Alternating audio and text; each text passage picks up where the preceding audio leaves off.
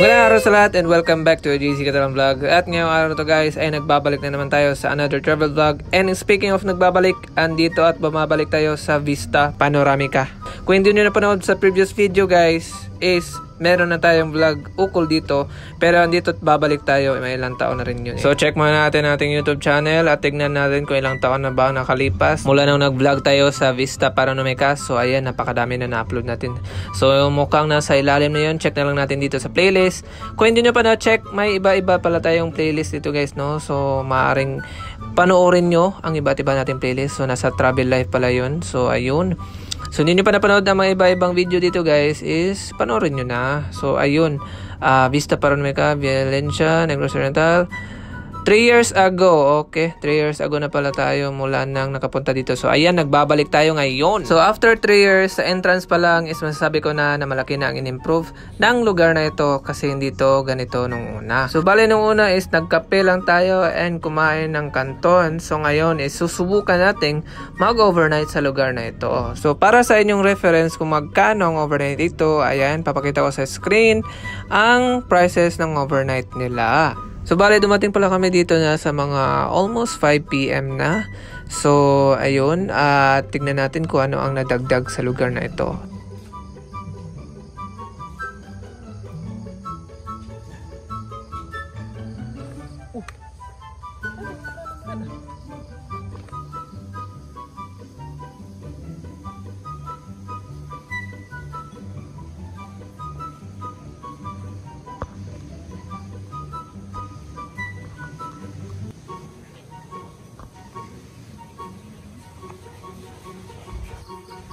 So bale marami na talaga ang in-improve ng lugar na ito kasi nung una wala itong pool nila and wala yung viewing deck sa itaas, yung parang tambayan lang nyo, at wala pa rin yung rocking chair nung una. So marami nang in-improve dito and metal na yung mga cottages nila. So eto, tignan natin yung view. So since palubog na ang araw, mag-set up muna tayo ng ating matutulugan.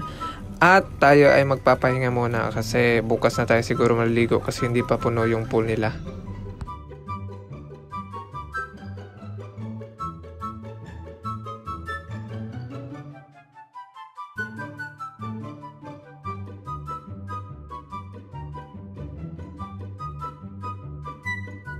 Yun know, time-lapse pag setup ng tent. Pati ang aming hapunan ay na time-lapse din kasi konti lang aming kinain at di ko na na-videoan kasi medyo madilim na. So ganito ang itsura sa Vista Panoramica pag gabi na. So hindi pa puno ang kanilang pool. So maybe bukas ng umaga is puno na yan. So tsaka na kami maliligo. So ayan, walang ibang nag-overnight dito, kami lang. So parang kami na ang nag-rent ng buong lugar sa buong gabi. So ito, papasok muna tayo kasi medyo pagod na ako. At sa di inaasahang nangyari, nakatulog talaga ako at nagising ako ng alas 2 ng umaga at sobrang lamig guys, sobrang lamig dito pero sobrang tahimik. At yan, may ilaw pala sa itaas for safety purposes.